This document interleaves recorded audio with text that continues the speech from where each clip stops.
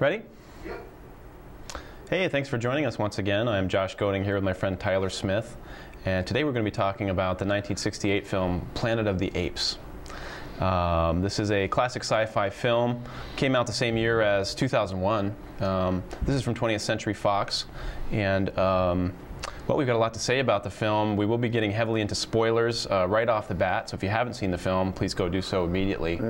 And stop watching this show until you've seen it. Yeah. And this is another in our series of movie discussion and reviews. So far we've done 2001, Blade Runner, The Alien, Silent Running, and others. Bad movies. Yeah, some bad movies, yeah. So I'm going to toss it out to you, Tyler. I have a couple questions for you just right off the bat. Okay. Would you list this as one of the 10 best science fiction movies of all time? I think I'd have to, just because of the influence that it's had in the field and the cultural phenomenon, especially the pop cultural phenomenon that it's had. Yeah, I would list it too, and one of the for those reasons too, but also just the absolute daring and originality of this film when it came out. You know, it really, I mean, this movie took huge risks on so many different levels, and they came out smelling like a rose when it was all over. You know, and that's the thing when you do, you know, they have a saying in the business, it takes a lot of guts to make a science fiction movie. It really does, you know, because you're either going to make one of the best films of all time or one of the worst. And let's look at, you know, that whole, this was 1968, okay? Science fiction was considered one notch above porno, you know, in 1968. It was considered a very poor genre, and it was considered box office poison. So for them to even dare to make this movie at this point really took a phenomenal amount of courage. I read they put about $5.5 million 5.8 into it. Okay. Yeah, almost 6. Yeah. And you're saying it was a commercial success? Yeah, it was actually. It made 30. They put $5.8 million in it. Made $30 million. So when you figure advertising distribution, it's probably about $12 million. So they almost doubled their money, you know. So that, but if a movie almost breaks even, if it loses a little money, its initial release, they still consider that a success because they know over time they'll make their money back. Especially on rentals and maybe not known in television. But even on TV back then, they knew they'd make their money back eventually. So and it was successful enough to spawn 4 more films. And a TV series and a cartoon. I didn't know about the cartoon. Oh, yeah. And a remake in 2001 and a reboot in 2000. Yeah. Well, the thing is they did the remake Planet of the Apes, but Rise of the Planet of the Apes was really, it was kind of a remake and a sequel. You know, it's kind of like, it was kind of like a combination between Escape from Planet of the Apes and Conquest of the Planet of the Apes combined together. So it was really, I thought it was really kind of a remake and a sequel both wrapped up in one. Okay, let's come back to that. We'll come back to that. Okay, would you say this movie is a classic or a cult classic? Wow. Well, is the distinction there, the cult classic kind of only beloved by a small group? A cult classic by definition is a movie that typically is flawed in some way, but it still has a strong minority following to it. Yeah. But the reason I would call this movie a classic instead of a cult classic, because it's not flawed in any way, as far as I can see. I can see that. And also the merchandising and the franchising that they did of the toys and the related and barely related products in the late 70s brought it to a whole new generation. And then I think if it had had any trouble taking hold in the pop culture then, I think the merchandising was enough to make it into a classic rather than and a cultural phenomenon. A cultural phenomenon, and it's not just beloved by a small group. Oh yeah. Why don't we see innovative, great films like this anymore? What do you think that is? Movies that really take huge risks, like Planet of the Apes did. Well, I'm not sure I agree with the premise of the question. I mean, you do. Yeah, in my opinion, I don't feel we do see great studio movies, maybe. Yeah, of the studio movies. Studio movies, I mean, yeah. Yeah, that may have something to do with, it becoming about the bottom line even more so, but then when you talk about the commercial success of this movie, I wonder why that would be too. Yeah. Well, I think a lot of it has to do with the fact that movies are becoming more homogenous. They're becoming more the same. You see what I'm saying? And they know formulas that have worked in the past, and they just keep cranking out those formulas. You see what I mean? You watch the original Planet of the Apes, and there was no movie before this that looked anything like this or felt anything like this, really. I mean, the closest was King Kong, and the differences there are huge between King Kong and Planet of the Apes. But I think that's the main reason we don't see movies like this, but also the fact that this was part of the golden age of Hollywood. I think 1964 to 1979, there was just something in the water, and I think a lot of it had to do with the Vietnam era and people questioning things. And there was a whole re-examining of everything on our values. There was an anger there. There was the Cultural Revolution. There was the dichotomy between the generations in the U.S. All that, I think, was informing the film. Sorry. Can we backtrack? What was the... Okay. Why don't we see great films like this anymore? Right. And it's funny because you mentioned executives trying to boil everything down to a formula, and even in the case of this film, it was like they started deconstructing it right after it was made and said, okay, why was this a success? And they seemed to be pulling out elements like surprise. They thought visual imagery too, bizarre visual imagery. So shocking images and surprising revelations. Or even bizarre, not so much shocking, but just bizarre imagery. Bizarre imagery. And then you saw that following in each film, but sort of successfully more out of context and just not working quite as well. Well, it's like what I say, movies are about passion. And what I heard was that actually Frank Herbert, the same guy who wrote Dune, actually was the ghostwriter on this. And he had an axe to grind. And basically what he was saying in this movie is that we're making terrible mistakes, the human race is. And if we don't cut it out, we're going to destroy ourselves, either through nuclear war or environmental pollution. And the jury's not out yet if we made it or not. And that was really what he was saying in that film. It was a condemnation of the human race, saying, hey, if you guys keep going the way you're going the way of the dinosaur. And that comes across very much in the film. There was real passion there in what he wrote, and you get swept up in that passion as you're watching it. And that's what great storytelling is. It's not about special effects. Cautionary tales are not so new in sci-fi. I mean, you have movies like The Day the Earth Stood Still. Well, even 1984 was a cautionary tale. Yeah, they're not new, but what I'm saying is in terms of the reason it works is because it had the passion there. It had a message there. There are a lot of. Plan 9 from Outer Space was a cautionary tale, but it was, but it was executed in such a horribly laughable way that you missed the message because you're laughing so hard. And there seemed to be sort of a zigzag path in getting to the final script. I guess it was written, or it was based on a sci-fi by a French author, Pierre Boulle. Which we mentioned at the beginning here, but and then let's talk about him for a minute, because the novel was actually very different from what we saw in the movie, and people who read the novel were shocked how different it was. There was no Statue of Liberty. They actually were on another planet that was a monkey planet. In the novel, and one of the other differences was that the apes were technologically much more advanced than us. They had achieved space travel long ago, and on Earth, it was the only planet where man was technologically more advanced than apes. All the other planets, in the star systems, the apes were always the first one to make space travel. That's very interesting. And they're like, this is just a fluke. The humans, finally, were more advanced and got to space travel first. So so in the movie, the apes society is advanced, but it's maybe in the Bronze Age. It's about 1860s advanced. Or about 1820. They have Age, they have automatic rifles. That's true. Gunpowder, they have gunpowder, but they have wagons and horses. They have metallurgy, and they have they have plastics for, you know, their medicines, you know, for their tubes. Okay. So they were actually about 1860s, I'd say, technology.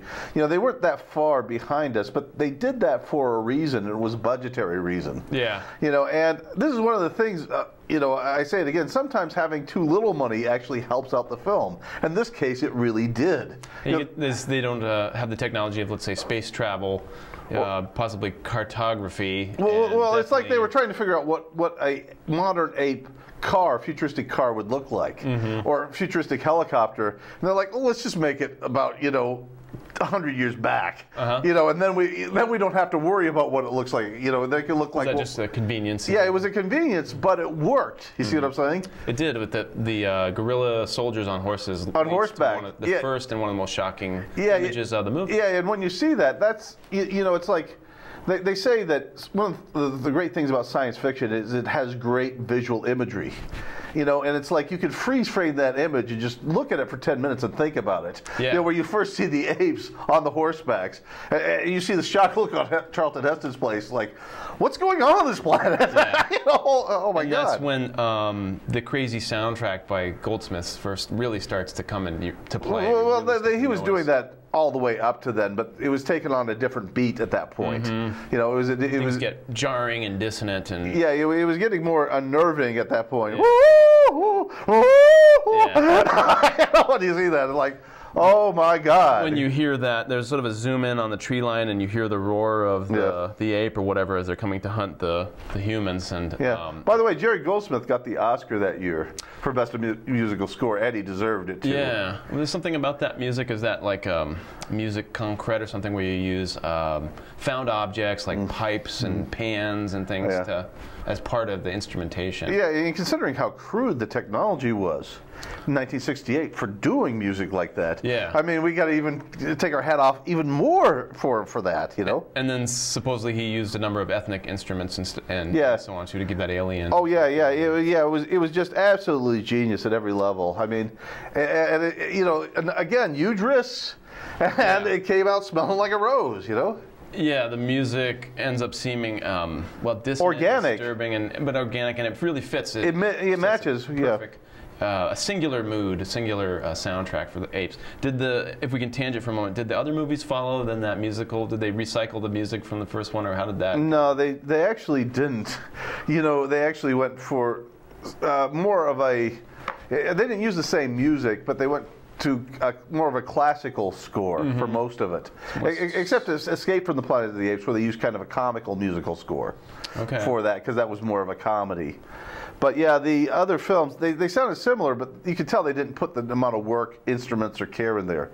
They had like, I think for the sequel, they had like 40 musicians for the music. In the original, they had like 80. Wow. You know, so at every level, they were just cutting the budget on the sequels, you know, because they were just basically coasting on their reputation at that point. And it's too bad, you know, the whole thing of accountants making the movies, they know sequels are safe bets. And it's like, and basically, I mean, you look at Alien, the first film, the creative talent that went into the first movie wasn't there for the sequels. Now, understand James Cameron's a brilliant director, and he did take the story idea from Dan O'Bannon for the sequel and use that. I see. But Dan was planning to end it with aliens. Because it's like, once we've sent in the Marines, it's like, how can we top this? We can't. Yeah. Let's just end it here, you know? Sure. And then they're like, no, there's too much money to be made. I don't care if they're terrible. We'll still make money. To a planet made of wood. You know, well, I'm saying that they came up with the idea, okay, we'll have them crash land on an abandoned prison planet, you know, for Alien 3, you know. They'll come up with something, you know, anything, as long as we'll hire that heretofore unknown MTV director. To direct it, David Fincher. And we'll get some, you know, some marginal actors to fill in the roles, and we'll get, you know, the low-end writers to write the script. You know, they didn't. So that translates to the same thing happened with the Planet of the Apes. You know, where the talent that was in the first film wasn't in any of the sequels. Yeah. You know, and it showed. It really did. But with the exception of maybe the makeup and the acting talent. Yeah. The actors, Kim Hunter and Rodney McDowall, were stretched all the way through them. You know. But one of the things I would like to say is that this is a question I have for you: pre-Star Wars science fiction movies or post-Star Wars science fiction movies? Which ones do you think are better? Oh, it would have to be post because of the way that. So after 1977. Well, I mean, there's many that I love leading up to Star Wars, but you can almost see a path of influence culminating in Star Wars, and then from there, it became more acceptable to make a sci-fi movie. I mean, without Star Wars, you have to wonder where sci-fi would be today. Although there are arguments that it's simultaneously made and ruined science fiction. Well, you know, it's what I say is that the problem that science fiction had before Star Wars was usually most of these movies were poorly written and underfunded. And then after Star Wars, they were poorly written and overfunded. Occasional great like them, you know, but then there's 99 other movies that are also about radioactive giant creatures. About radioactive giant cockroaches or whatever, you know. Or what was it, grasshoppers in the beginning of the end, you know. What was that? Yeah, and that made a ton of money, you know, but the thing is I mean, that's kind of a loaded question. I mean, you know, a lot of people say that the ones before Star Wars, the science fiction movies, the ones that stood out as classics, you know, those are the ones I'm talking about. They were better than what we saw come after 1977. And because you're going to get a lot of lookalikes, movies trying to do Star Wars. Yeah, or trying to do, like redo Alien, or redo, you know, or redo Planet of the Apes, or redo The Time Machine, and then botch it badly, you know? And then, or tell the story before the story of Star Wars. Yeah, and botch that badly. I think, though, personally, I think that you can't really say that the movies before or after that were better. I would just say that they were different. I'd say there were some really good ones and really bad ones, but if I'd say on average, overall, I'd say the ones before 1977 were better. And let me explain why I think they were. Because they had less resources. You see what I'm saying? Okay. And that was one of the problems. That was one of the reasons why I think Planet of the Apes was such a good film, because in 1968, when they did this movie, they didn't make science fiction movies every year in Hollywood. The guys like Doug E. Trumbull, they were doing TV commercials in between these films. And they would call them up and say, we want you to work for us for a couple months on this science fiction movie. Okay. You know, so they would have to drop what they were doing and then work on that for a couple months. But because of that, the technology that they had available to them was so rinky-dink, and that's one of the reasons why this movie works so well. If you look at the opening, they didn't want to spend the money. They didn't have the money, and it would have been very expensive to show the spaceship floating through space for Planet of the Apes. So they just show the inside of the spaceship as the stars are going past it. But that makes it intimate. That makes it tighter. That makes it work better. You see what I'm saying? Sure. And the thing is also they didn't. It would have been very expensive to do a model and do it well back in 1968, showing it crash landing and spinning out of control at the beginning of the film. So instead they just had it from the POV of a plane filming it. Yeah. And they had the plane zigzagging around, like it's spinning out of control. For the most part, it works. And no, it does work. Yeah. It works very well, and it's like, if they had, you see what I'm saying? If they had the technology and the budget to done it differently, they would have made a worse film. They would have made a weaker film. You're talking about art through adversity. Yeah, exactly. And that's one of the reasons why I love this movie so much, is the fact that it was so tight. And that may be one of the reasons why, like a George Lucas, who later has his art, will say, but no adversity. There's no one standing in his way telling you, you can't do this, George. Come on, this isn't going to work. This is stupid. Just, you know, or we can't afford this. When a filmmaker is able to do anything but anything, well then the flaws that they've been able to bury through editorial of, well, simply not being able to afford it, those come to the forefront. Yeah, well, the thing is, it's like when I saw The Time Machine, the remake that they did with Guy Pearce. You know, some of the special effects sequence went on for minutes and minutes and minutes. They just went on and on and on. Yeah. Because they could. Yeah. You know, it's like, but it didn't really move the story forward. You know. It's like the whole thing. If you can't dazzle them with brilliance, baffle them with horse manure. That's basically what I felt they were doing with the later films. But the thing is you can't. But the thing is also about Planet of the Apes. You had some very talented people working on this film, and they were at the height of their game. You know, they were just on a roll on this particular one. And it's like, I don't care if you're Frank Herbert, I don't care if you're George Orwell, you know, or Edgar Allan Poe. You're only going to be brilliant a few times. You know, you're only going to be at the top of your game a few times. This is one of the few times. Where do you think if they I'm were interrupting you, I'm sorry, but yeah. Where do you think the brilliance, I mean, for the most part, comes from? So it's directed by Franklin Schaffner. Yeah. I don't know anything about this director. I heard he was like a first-time or more inexperienced director that the studio was sort of taking a risk on, these risks that you spoke of. Yeah. Arthur Jacobs. From Fox. I don't know about the interaction between Schaffner and Jacobs. Maybe you do. And then finally, the screenplay credited to Michael Wilson and Rod Serling. Yeah, but they actually didn't write it. What I heard, there was Yeah. actually Frank Herbert who wrote the entire thing. But he did it, you know, this is the interesting thing. He did it in the style of Rod Serling intentionally because he knew he was going to have his name on the credits. Yeah. You know, to give it a Twilight Zone kind of feel to it. But why Herbert doesn't appear anywhere in any of the credited material? I know that, but this happens a lot in the business. Guys take pen names on them. Okay. You see what I'm saying? That happens a lot.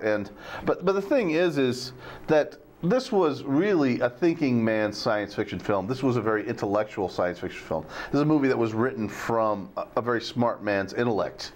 And it was also written, you know, to some extent from his heart. He really was grinding an axe saying, look, we are really screwing things up. Yeah. And if we keep going this way, we aren't going to make it.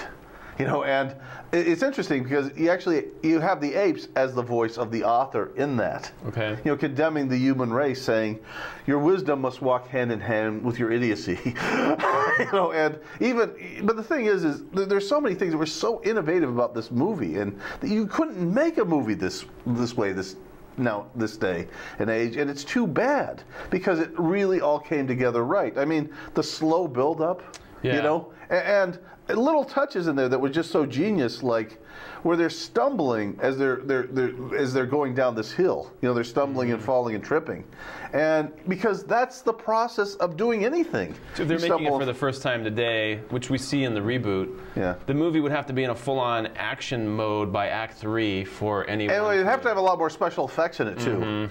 And it's like, and the trial scene in there. You see what I'm saying? That you have go on for several minutes, where it's this very is kind of the moral centerpiece of the movie. Yeah, and I thought it was so clever because Heston's someone who hates the people, he hates the human race, yet he's by himself and he's forced to defend it. You know, that was a nice ironic touch to the movie. Very quickly, Heston is separated from his fellow astronauts who die or disappear in various ways. Well, one gets stuffed and mounted. He finds him in the museum. Yeah, stuffed and mounted. And one is lobotomized. And they're planning to do that to him next, and he knows it. And the one female astronaut on the ship apparently has died in a space air leak. She died in her sleep. Malfunction of her sleeping chamber. Life support system. So anyway, you have what becomes the central metaphor of the movie is Heston on trial as human beings on trial by apes for our various crimes. But that's the genius of science fiction. You go to other worlds to examine this world. You see what I'm saying? So you can get past the biases of the audience. So you could criticize something, let's say something really touchy like a Vietnam War or nuclear disarmament without actually addressing those subjects on the Earth and on the nose saying we are against these things. You have on another planet with other aliens. That's it's like that way we can get past our own personal biases and censors and look at it as an audience with a fresh light. And that's why I love sci-fi. Yeah. One of the things that was genius about this movie was the whole scene of, you know, the ancient Greeks had a saying, if dogs worship gods, they'd look like dogs. You know, if frogs worship dogs, they'd look like frogs. And in this, they have the apes worshiping gods that look like apes. You see what I'm saying? You know, and that was very clever. And the whole thing of where this lawgiver person. Yeah, the person who's the minister of science is also the minister of their religion. So there's a certain conflict of interest there. Yeah, you see what I'm saying? Good veiled, not so veiled criticism there as well. Yeah, but the whole thing is where they're talking about the sacred scrolls, which is like their Bible, and they're like, if this was true, the sacred scrolls wouldn't be worth the parchment they were printed on. And Cornelius says, no, I'm not getting into that battle. I mean, this is a criticism of our own religion, of our own belief system, and it's just seamlessly weaved into the essence of the story. And it's very clever how they have the whole class structure system. Yes. This is all very well thought out. Touch on that a little bit. Yeah. The orangutans are the brains of the group. They're the leaders. Next in line are the chimpanzees. They're like in the middle. And the orangutans, they're the army, they're the workers, they're at the very bottom. And it's interesting because there's a whole class structure that looks familiar to us. Yeah. And in looking familiar to us, it seems right. It clicks, it works. You see what I'm saying? Yeah. And it's like the level of thought and care that they put into this intelligence was just huge. If you really start to think about it, I think Hest even says some apes are more equal than others. A criticism of our own civil rights and how the hypocrisy of our own system, by pointing out the hypocrisy of another system that's almost identical to our system. Right. That's genius. I mean, the thing is I love this movie. I mean, this is why we're doing the show. We both love this film. We both feel this is a great movie. And it deserves to be re-examined. It deserves to be rediscovered. And one of the things that I liked about, one of the things I thought was interesting is people who saw the sequels and remakes first and then saw this movie. You see what I'm saying? They were just shocked by how good the original is compared with what came afterwards. I thought that was interesting. My favorite, as I was doing research on this, my favorite review I came across was when someone said, "Take your sturdy, stinking paws off me, you damn dirty remake." It was a remake. Talking about the 2001. Yeah, a remake of Planet of the Apes. It was idiotic. It was terrible. It was awful. It never should have been made. I have trouble remembering that movie. Huh? I know I saw it. I didn't want to remember it. Marky Mark and Mark Wahlberg, yeah. Tim Burton and Helena Carter, maybe. And they had Charlton Heston reappear as an ape. It was just too self-congratulatory. Where there's all these nods and winks, and it was basically a paper-thin script. And a movie that was terribly written, uninspired. Just a rip-off.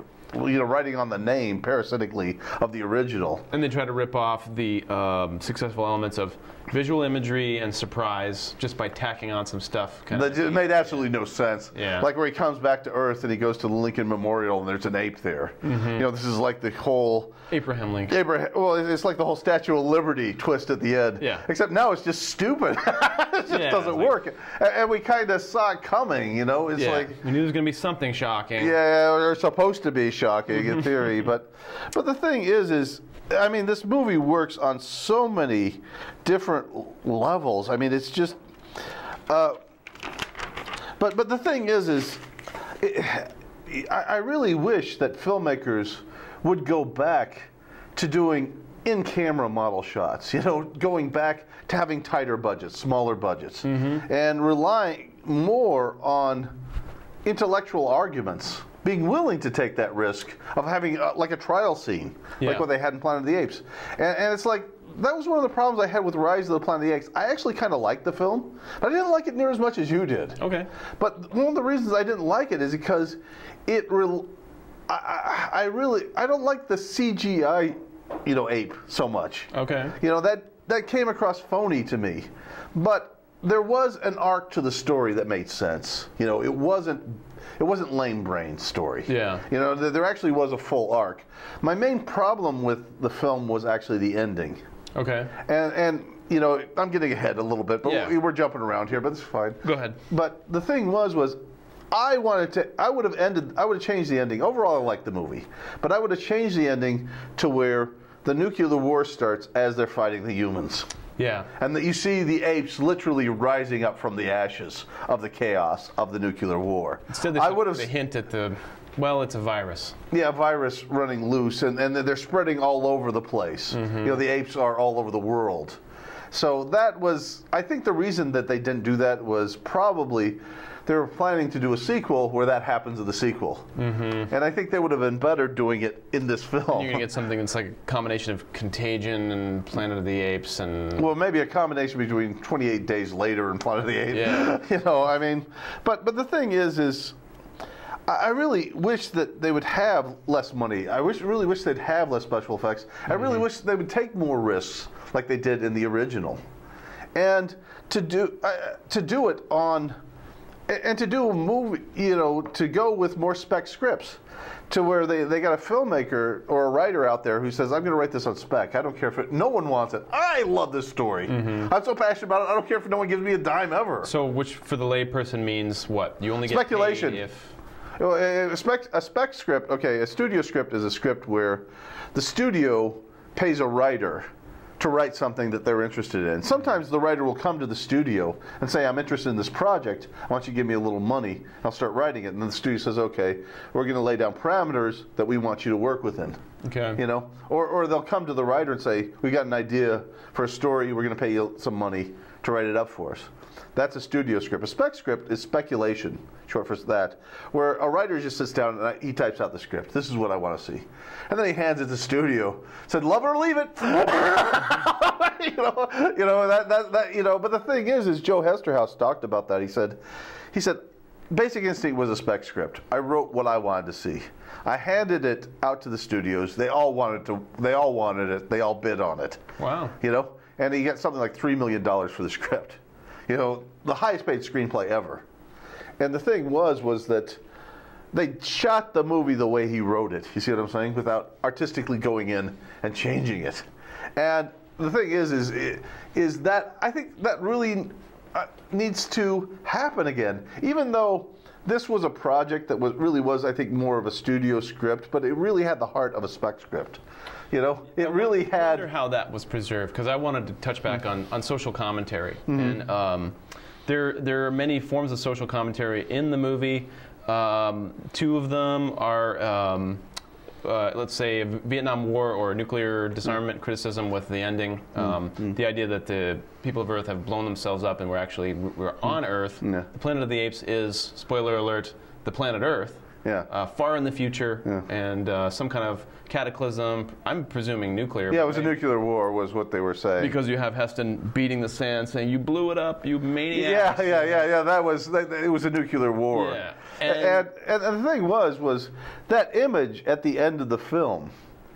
That wasn't just a condemnation of the human race. That was also a condemnation of the American dream at that point, which was also being greatly questioned at that point. And that was one of the reasons why it was such a shocking image. It was such a powerful image. And it's one of the greatest images and endings, not just to science fiction, but any movie ever. You know, it's absolutely brilliant. And you also have the representation of the, I guess, the class divide, but also the age divide, the generational gap. Yeah. So you have a character in there who is a younger orangutan. Related to Cornelius, I think. Yeah, his nephew. And you even have him quoting the famous, was it Ken Kesey, with never trust anyone over 30. Actually, Heston says that to him, where he's like, you grown-ups, you're always giving orders. And Heston says, that's right, keep waving the flags of dissension, never trust anyone over 30. Right, so you have I think that was Abby Hoffman who said that. Abby Hoffman, so you have a direct... line to that, But they do it in a way that actually makes logical sense, rather than have the young kids saying never trust anyone over 30. Okay. Heston says it, that actually works. And another thing I want to touch on this movie about the brilliance of the original, Dr. Zaius, it's like what Alfred Hitchcock said, to have a great movie you need a great villain, and Dr. Zaius was that great villain. Yeah. And the thing is he was your butt-covering bureaucrat villain. You see what I'm saying? Everything he's doing is very calculating, and but it's very calculated. Yeah.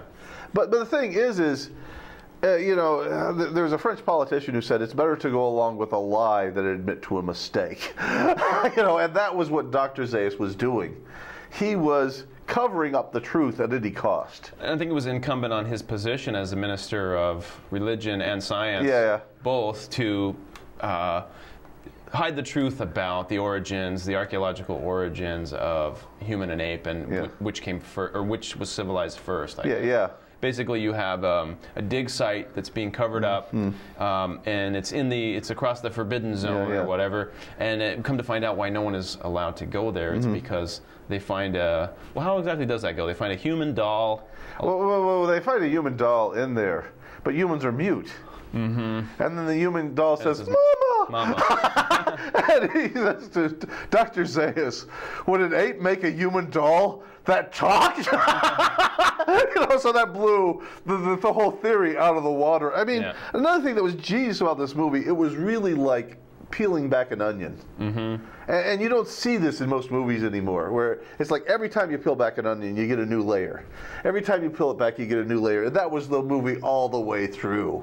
And done just seamlessly and brilliantly and breathtakingly. It's like, I mean, why don't we have more films like this anymore? Well, it basically comes down to the fact that we don't have... we don't have spurts of inspiration like this anymore, backed up by money.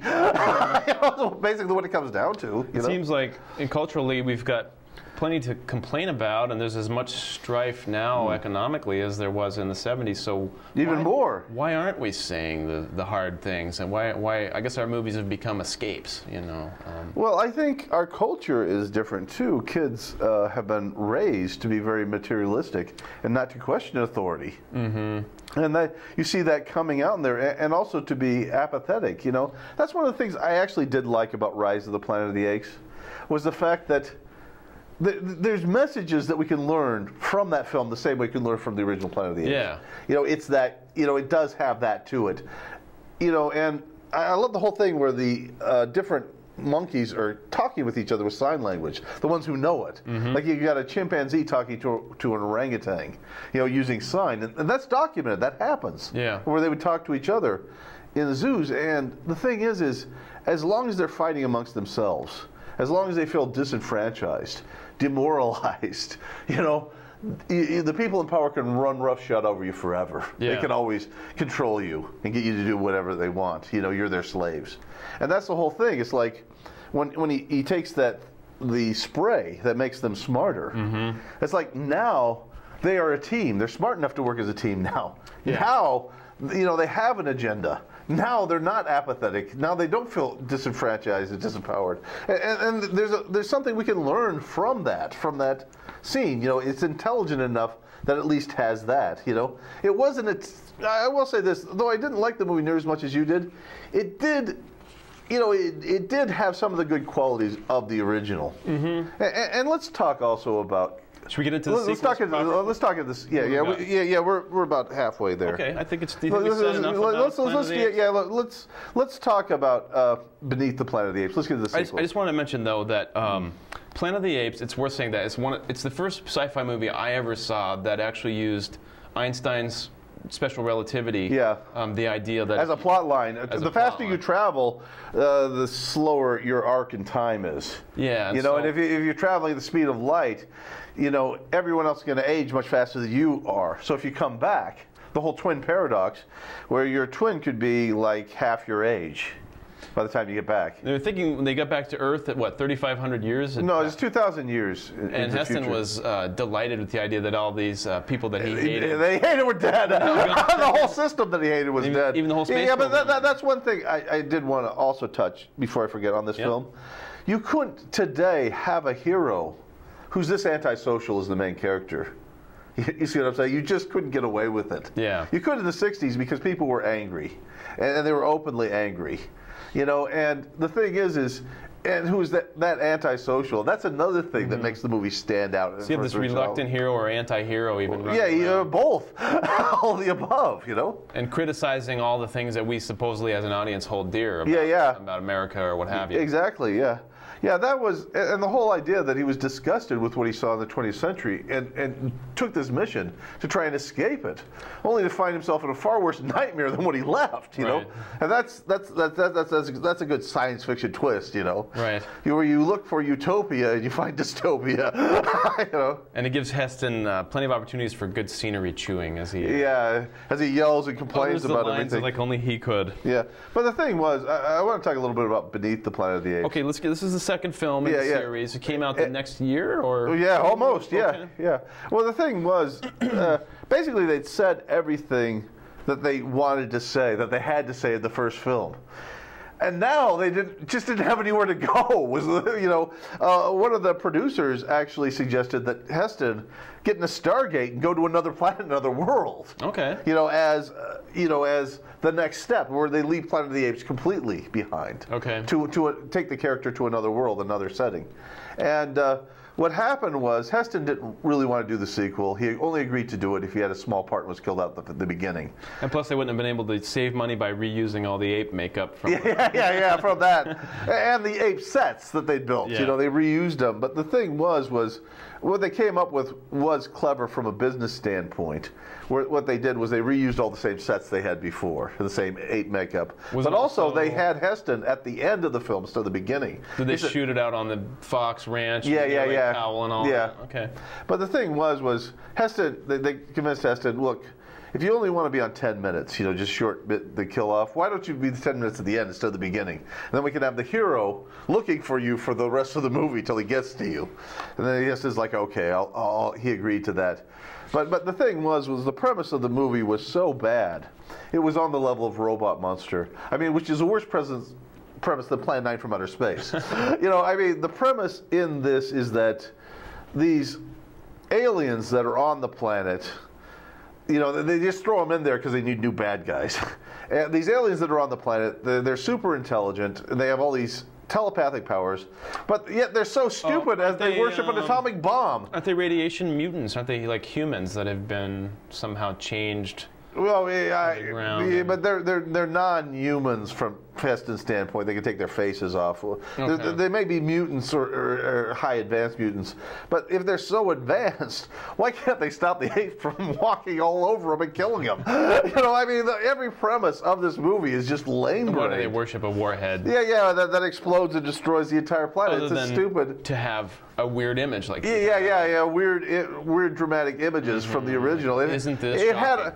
That was the problem I had with Beneath the Planet of the Apes. It had all the sizzle and none of the steak. They had nothing to say in the sequel. They were just trying to explain how to bring back Heston's character, then kill him off at the end. So you have, is it Linda Harrison riding around on the back of the horse with this Heston look? You're like a younger version of Heston. Yeah. I will say this though about the film. Some of the images in there really were quite good, like where the apes are upside down being crucified. I mean, that was kind of an interesting image, and the whole thing of where they're riding through the desert, and all of a sudden this canyon just appears, out of the desert that wasn't there before. I mean, didn't they bring in a new character that later became integral, or not so much? Was it some general that I haven't seen? The general was a new character, but he really did. I guess everybody dies at the end of the movie. Everyone dies at the end, and it was just stupid. I give the movie an F. It was terrible, but having said that, some of the moments in there were kind of interesting. But you're calling it the worst of the sequels. Yeah. Of all the Planet of the Apes films, TV series, or cartoons. I mean, just awful. But it did have some sci-fi moments that were interesting, where they're using their telepathic powers to get Heston and this other guy to fight each other to the death. That was visually kind of visually interesting and kind of an interesting story idea. But it's kind of like one of those things where you're rummaging through the garbage and through the dung heap, and you find a little diamond. But everything else around you still stinks and is horrible. Could have been on any given night of Star Trek. Yeah. It would have been like a good scene out of a Star Trek episode, where that scene actually did kind of work and hold my interest. It was fun, but the rest of it was just abysmal, And then the reason Heston had the planet blow up at the end, that was his idea, was to prevent any more sequels. There'd be no more planet to return to. Exactly. And yet somehow. And then they came up with the idea, well, let's have the scientists, let's have Cornelius find the spaceship, dig it up out of the Dead Sea, and then travel back in time to a modern era. And the thing was, in doing that, now they only needed makeup for 2 actors. And they could set it in a modern setting so they could shoot it in downtown Los Angeles. Well, they had some third ape trailing around with them, but I don't know who that played was. by Sal Milio from Rebel Without a Cause fame. And he dies early in the film. I see. And so that's what Sal Milio does. He shows up in a movie, then dies. So in this movie, we have sort of a reversal where the apes have come to Earth, and they're the fish out now of the water. Yeah. And they're trying to put this together. But the thing was the kindest thing I can say about that movie, I'd actually give this one a D-.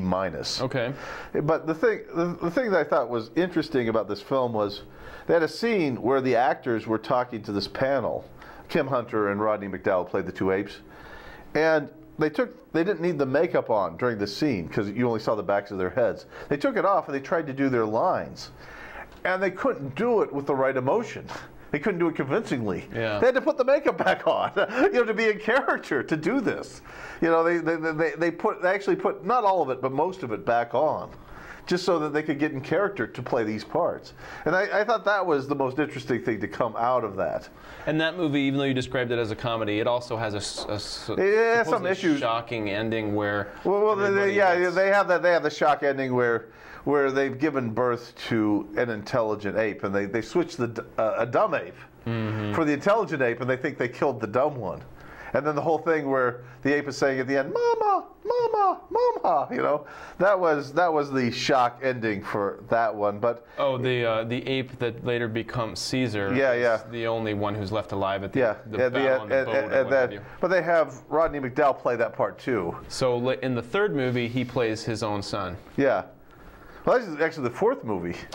That was Conquest of the Planet of the Apes, which actually I have to give this one a C+. And the reason I give it such a high grade was because they actually did have something to say in this film. Yeah. And they wanted to do a movie about the Watts riot and have a leader of the Watts riot portrayed in a sympathetic light and show the government as the bad guys, the system as the bad guys. But the censors wouldn't allow that to happen. So why not do it as a science fiction movie? So we'll have the apes rioting. You see what I'm saying? And the hero of the story is actually that they're doing the Watts riot. You see what I'm saying? So under the veil of science fiction. And the premise here is Caesar it starts out where he's interned in sort of the training camps where they're making apes as these slave labor, a servant class, slave class for human beings, and it's all filmed in this sort of, I don't know, strange, quasi-futuristic complex with the high-rises, and it's got a real unique look to it, but it also... Well, they filmed in Century City, which they just built. Okay. So they were filming on location. And it looks and feels very... kind of futuristic, but just barely in the future, Also a bit claustrophobic, and there's sort of a limited feeling to it. Like you feel like maybe just beyond the camera frame, there just isn't much there. But the thing I will say about this, it was actually made with passion. It was actually, they had something to say. It was a story they were passionate about telling. And as I was watching it, I was swept up in that passion. Now, there are scenes in there where they do drop the ball very badly. And namely, that scene, the reason I only give it a C+, is because they really dropped the ball near the end of the film. And that's the scene where... where Rodney McDowall is talking to this guy. He says to him, your cats and dogs, you loved them. Why do you hate us so much? And he says, because when we hate you, we're actually hating ourselves. We're hating the ape inside all of us. Well, that was ridiculous. The reason that they hate you is because they're exploiting you, and they're trying to suppress their guilt for exploiting you by hating you. Yeah. You see what I'm saying? And it's also the fact that they're exploiting you, and they know that you hate them for being exploited. So you're also, to some extent, hating them right back. So instead, you're giving some kind of you're giving an easy pop You're giving a stupid. It's the whole thing of you're giving us answers, but you're giving us stupid answers. You're giving us the wrong answers. And it would have been a much better scene if he asked them that question, and he says to him, "I don't know." And just leave it at that. You see what I'm saying? And then the audience has to come up with their own answer to that. Yeah. That would have been, I would have pushed it up to at least a B- if they'd done that, for the film. And then do you think that And it's worth mentioning that this was the first film that actually lost the G rating because of some of the violence and the intensity. Yeah. It was given the shocking PG rating at that time, I guess. Which it is quite bloody. Well, the battles, the scenes at the end it's a war film. This is revolt. This is revolution. But do you think it's a cop-out where Caesar seem to be about to have a complete violent turnabout, a violent seizure of power, but instead at the end... No, I didn't think that was a sellout. That ending worked. That ending I actually did agree with. I agree too. And let me tell you why. Because they were trying to portray the leaders of the Watts riot as not maniacs, but moral men who are fighting a corrupt system. Okay. You know, and that's why the ending works. Because it was bloodthirsty psychopaths. They're not bloodthirsty psychopaths. They're not criminals for the sake of being criminals. They're criminals because they have to survive. And they want justice. They want justice in an unjust system. Yeah. And I actually really liked the ending. The scene before that, they really dropped the ball on. Okay. Where Caesar says to him, "Why do you hate us so much?" They did that very badly. But that scene at the end... See, I agree with you, but some behind-the-scenes material describes that as like a concession to studio. Soften the blow. There may have been some of that in there, but at the same time, I felt the ending was right. Yeah. Because it portrayed the leaders as men of integrity, men of rationality, men who were on the side of sanity and logic and reason. You know, that they weren't foaming at the mouth maniacs. They just were tired of being bullied. They're tired of being exploited. Yeah. And it's like, okay, we're not going to be as bad as our oppressors.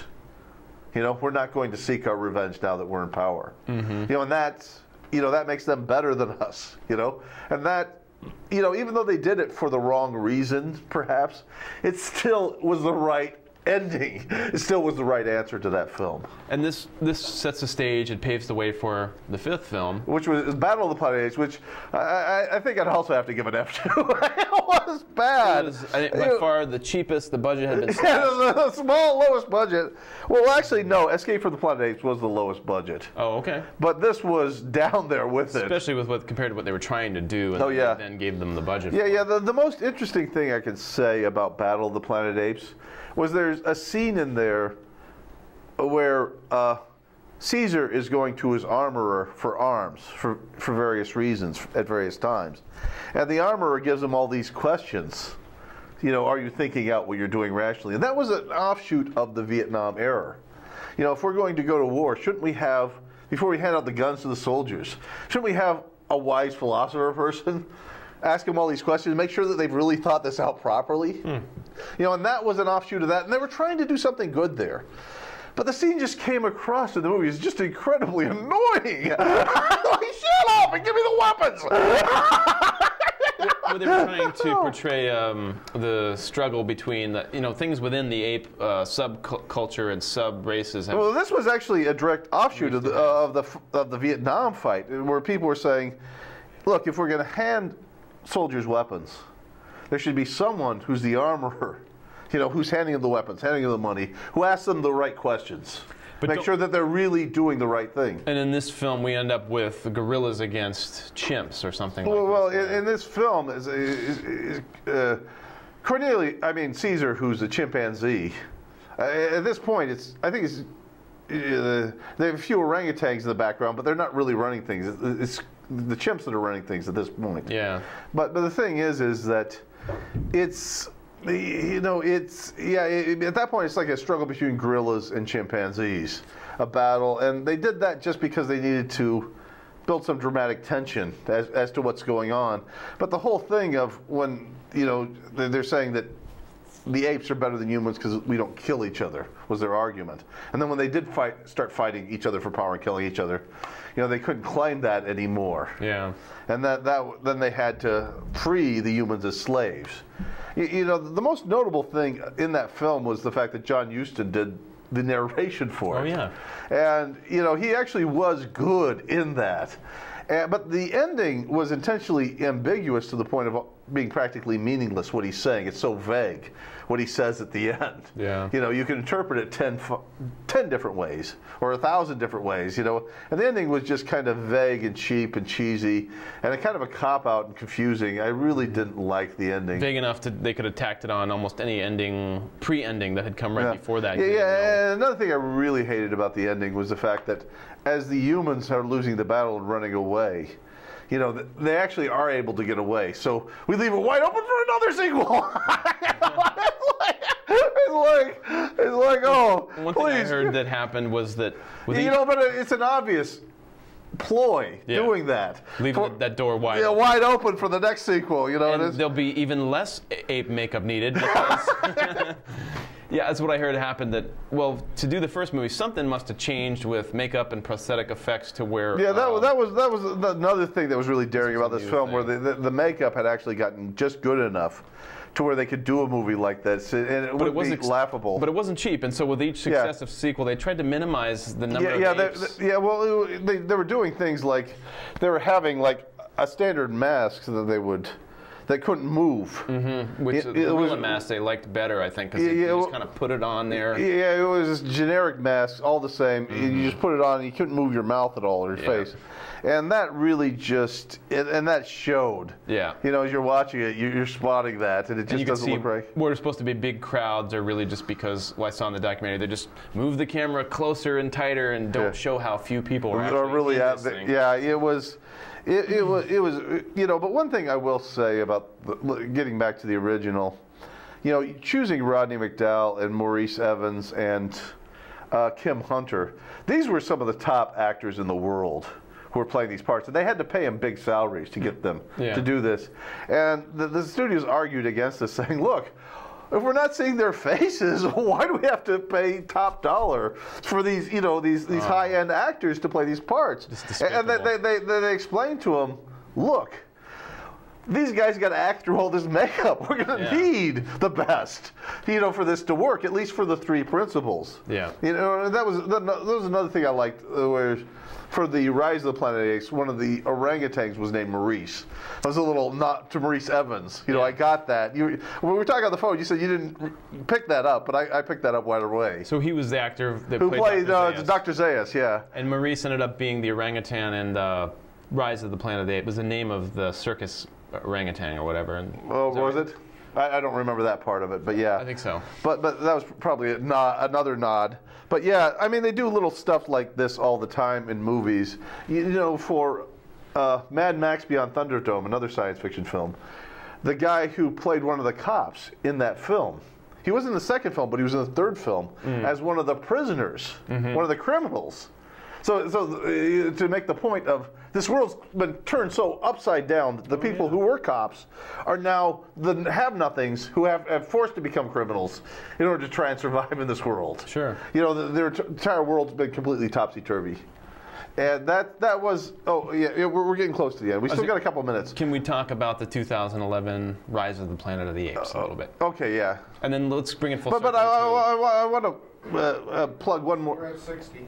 What? Oh, we're on a 63-minute tape, so we got to talk fast. Okay, but one of the little touch that was original from the original film, just real quick. Yeah. Where the guy grabs the bars and kicks Charlton Heston, you know, with his feet. Yeah. That had never been done before in a movie.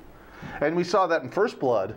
We saw it in the Bond films. But it's like once one guy does it, everyone else knows how to do it. You see what I'm saying? So that's another originality, a little Easter egg. You know, we get little kudos to that. But Rise of the Planet of the Apes, what do you want to say? Well, it's a 2011 reboot, we could call it, starring James Franco, John Lithgow, and Andy Serkis, and also you said you didn't love it, but Weta Digital did the CG apes for the movie, which kind of stole the show for better or worse.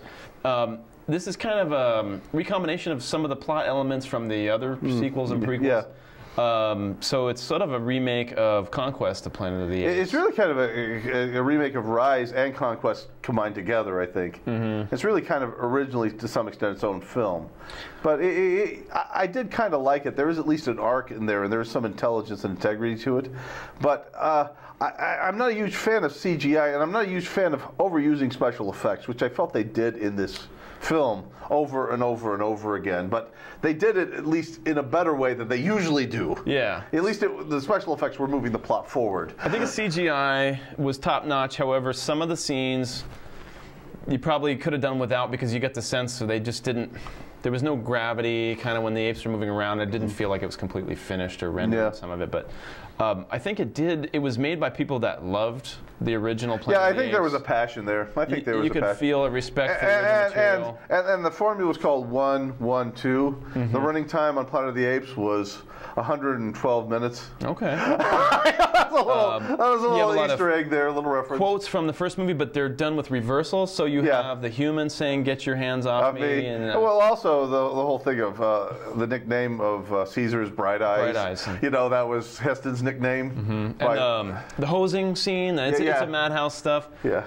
A lot of great references there. Also, the little bit about the missing space probe that they have lost contact with us for 100 days or something, and the lead up to what we assume is going to be creating the Planet of the Apes, and we don't know if this is paving the way for a new reboot. I kind of hoped not. I suspected it was. We'd leave Planet of the Apes. But they might not. But it's like with Battle of the Planet of the Apes. They left it wide open for a sequel, but they didn't make the sequel. I figure that's probably what's going to happen with this one too. They left it right open for the sequel, but we probably won't get it. Some of the best things about it, though, I think, were like the humanitarian messages and the social commentary that they tried to bring into this one as well, where you have some deep thinking about what are our rights for using animals for experimentation and vivisection, where do our rights end, and what are some of the repercussions. And also using them for our amusement, you know, putting them in these like zoos, you know, like what Caesar was put in there. I think I read a lot into it, but watching the expression on this ape's face, I started thinking, well, what is the difference cognitively between chimpanzees and humans? And there's some really deep questions that can go into what is it that makes a human being as distinct from a chimp, and I think this movie is. And are we really that superior to them, or superior at all, for that matter? You know, it's funny because it's like when people said to me when I was a kid that people are pigs. You know, I was like, what a rude thing to say about pigs. Pigs don't treat each other near as bad as people do. For some reason, I was not expecting to see Caesar speak in 2011, Rise of the Planet of the Apes. And when he did, I was just blown over, and I just thought, apes are back, baby. Yeah, you know, we're in for another round of sequels, which I hope is good. Well, the thing was at least Rise of the Planet of the Apes didn't embarrass itself. That's true. You know, at least it was good enough to where it deserved to be green-lighted. I think a lot of people were wanting to see even more action and battle with the apes, sort of a full-on onslaught, but instead it was sort of a quieter movie about, well, there's a lot more time spent on the abuse and sort of the mistreatment of these animals and stuff. So. Let's bring it full circle back to the Planet of the Apes, the original. What else you got, and why is it a great film? Well, like I said, it's a great film because it had passion, it had integrity, it had imagination, and it took huge risks. And that's one of the things I'd really like to say, that I'd like to hit this point again, that movies now are becoming more and more homogenous. They're becoming more and more like each other. We're not seeing that many great films, but we're also not seeing that many really bad films either, with the exception of Battlefield Earth, which I applauded because they at least take huge risks and failed hugely. You know, but that's the only way you come up with great art. You've got to be willing to fall on your face. You know, it's what William Goldman said about Dan O'Bannon. When he writes, he takes huge risks.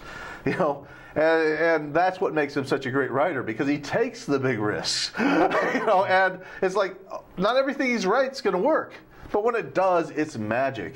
And that's what this movie was. It took huge risks, and they pulled it off this time, and it was magic. And if you haven't seen the original